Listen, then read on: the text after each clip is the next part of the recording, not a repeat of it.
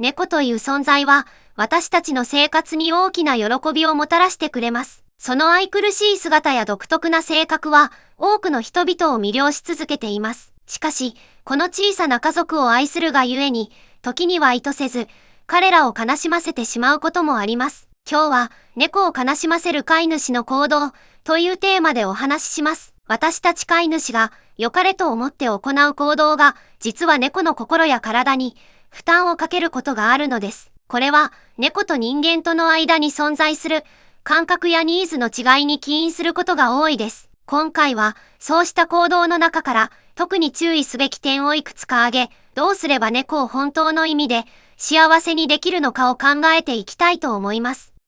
一つ目は、お気に入りのものを捨てる、です。猫が自分のお気に入りのものに対して持つ特別な感情を理解することは、飼い主として非常に重要です。猫のお気に入りのおもちゃや毛布、ベッドなどは、ただのものではありません。それらは猫にとって安心感や幸福感を与える存在であり、彼らの生活において欠かせないものなのです。猫は習慣の生き物であり、お気に入りのものには強い愛着を示します。これらは猫のストレスを軽減し、安心してリラックスできる空間を提供します。しかし、私たち飼い主は時に、これらが古くなったり、使用に適さなくなったりしたと判断し、新しいものに交換しようと考えがちです。しかし、猫にとってその古いおもちゃやベッドは、ただのものではなく、長い時間を共に過ごした大切な友達のようなものです。そのため、飼い主が勝手にこれらを捨てることは、猫にとって大きなストレスや不安、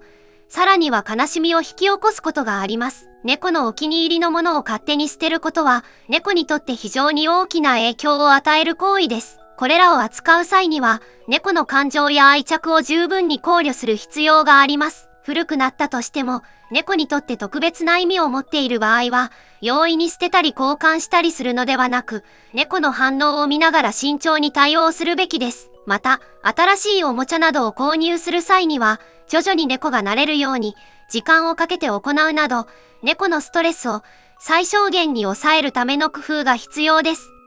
二つ目は、人間の食べ物を与える、です。猫に人間の食べ物を与える行為は、猫の健康に悪影響を及ぼす可能性があるという重要な事実を理解する必要があります。猫は本質的に肉食動物であり、彼らの消化システムは主に肉を消化するようになっています。そのため、人間の食べ物に含まれる炭水化物、塩分、香辛料などは猫の体にとって不適切であり、消化不良や健康問題を引き起こす原因となります。炭水化物が多い食事は、猫の体重増加や糖尿病のリスクを高めることが知られています。また、塩分が多い食品は、腎臓病や高血圧を引き起こす可能性があります。チョコレートや玉ねぎ、ニンニクなども猫にとって毒性があり、少量であっても摂取すると、健康被害を引き起こすことがあります。このように、人間の食べ物は猫の体にとって自然な食事ではなく、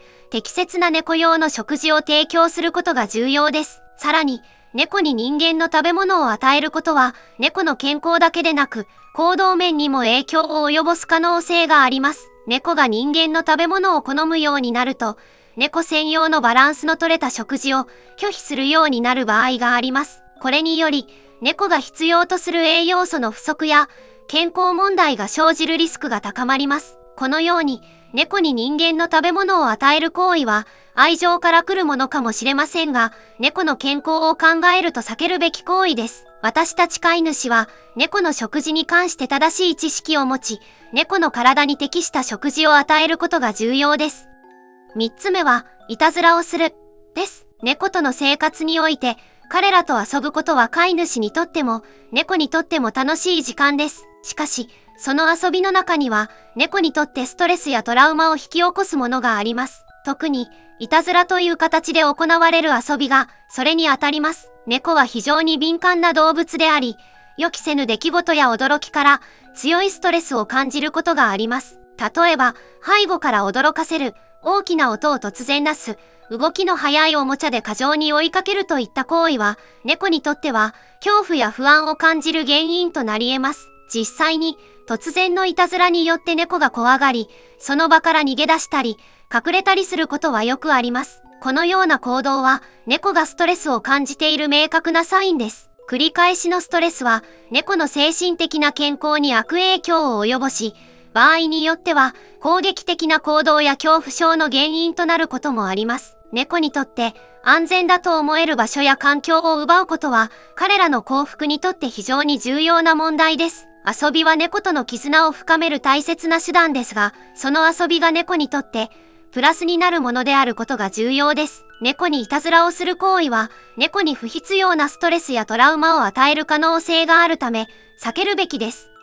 4つ目は、無理やり抱っこする、です。猫はその愛くるしい姿で、私たちの心を癒してくれますが、彼らにとって快適な接し方があることを理解することが重要です。特に抱っこは、多くの猫が感じる苦痛の一つであり、飼い主がよく犯しがちな過ちです。猫は基本的に自由を愛する動物であり、自分の意思に反して強制的に抱き上げられることに大きなストレスを感じます。猫が無理やり抱っこされると感じる不快感の根本的な理由は、彼らが独立心が強く、自分の意思で行動することを好むためです。また、猫は自分の安全を非常に重視しており、予期せぬ抱っこはその安心感を脅かす行為となり得ます。突然の抱っこは、特に信頼関係が十分に築かれていない場合、猫にとって脅威となり、飼い主への不信感を高める原因にもなります。このような経験は、猫にとってトラウマになり得るため、今後飼い主との関係構築に影響を及ぼす可能性があります。このような事態を避けるためには、猫を抱っこする前に、その機嫌やタイミングを見計らうことが重要です。猫がリラックスしている様子を見せたり、飼い主に近づいてきたりする時など、これら猫からのサインを待つべきです。無理やり抱っこすることなく、猫の意思を尊重し、彼らが安心して接することができる環境を提供することが大切です。5つ目は、服を着せる、です。猫は自分の紐で体温を調節する能力を持っています。寒い時期には毛を逆立てて空気の層を作り暖かく保ちます。また、暑い時期には毛を舐めて体温を冷ますなど、様々な方法で自分の体温を管理しています。このように、猫は自然のままで十分に生活できるように進化してきました。しかし、猫に服を着せることで、この自然な体温調節機能が妨げられ、ストレスや不快感を感じることがあります。さらに、服を着せ続けることで皮膚病のリスクを高めたり、猫のストレスが慢性化する可能性もあります。猫に服を着せることは、特別な理由がない限り避けるべきです。医療的な理由で、皮膚を保護する必要がある場合などは例外ですが、猫にとって最適な方法を選択することが大切です。猫の幸福と健康を考えるなら、彼らに服を着せることは避け、猫がその美しい毛皮だけで自然に生活できるようにサポートすることが望ましいです。猫との生活では、猫のストレスを理解し、愛情と配慮を持って接することが何よりも重要です。